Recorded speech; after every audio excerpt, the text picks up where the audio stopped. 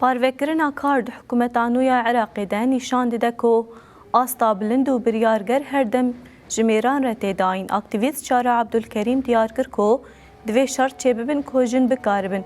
vê valahiyê dagirin û di navendên biryargirtinê de rola rastîn bigirin. لە کاتی پێکێنانی حکوومەتی نوێی عێراق بەداخەوە ئێمە ژنانی گەرانێکی زۆرمان بۆ دروست بووە لەبەرەوەی هەستەکەین ژنان لە پەراوێزەوە بۆ زیاتر پەراوێز خستنە برێن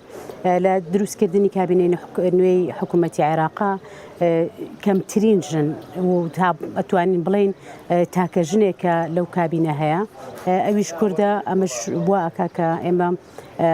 هیچ گەشتبین نەبین بۆ حکوومەتەی کە ژن تیا بەشدار نییە و ژن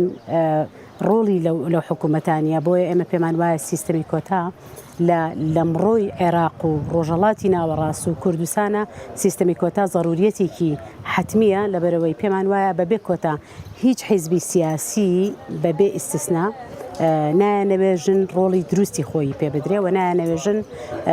بە توانە و لێهاتووی خۆی بچێت و پۆستەکان وەرگێ بۆیە گرنگە سیستەمی کۆتا پێڕۆ بکرێ بۆی ژنان بتوانن هەر هیچ نەبێ بتوانن بەڕێژێ بە کۆتا بەشداری لە حکوومەتەکە بکەن ئەگەر نا بوونی ژن وردە وردە لە کابینەکان هەنگاو هەنگاو بەرەو دواوە چێ و غیابی ژن لە کایە حکومڕانی لە عێراق و لە کوردستان بەداخەوە بەرەوەوە ڕواژن بەرەو دواوە بچێ و ژنان بەشداریان پێ نەکرێت لە کایەکانی حکومڕانیە ئەکرێ کۆدەنگی ئێمەی ژنان بەگشتی لە عێراق بەگشتی و لە کوردستان بە تایبەتی و لەبەرەوەی پێمان وایە تا ئێستا وەکو سەدەقە بە ژنانەکرێ و تەنها بۆ بەرچاوی میدیاکان ڕێژەیەک لە ژنان بەشداری پێکرێ هینا ژن وەکو توانای خۆی و لێهاتووی خۆی بەشداری نەکرد بۆی پێمان وایە کۆدەنگی ژنان و کارکردن و دروستکردنی فشارێکی جددی لەسەر حکوومەت بۆەوەی حیزبە سیاسیەکان بە ناچار بکرێن بۆ ژنان بەشداری پێ بکەن لەبەرەوەی پێمان وایە ژنی زۆر لێهاتوومان هەیە لەسەر جەم حیزبە سیاسیەکان بتوانن ئەو شوێنانە پڕکەنەوە بتوانن ڕۆڵی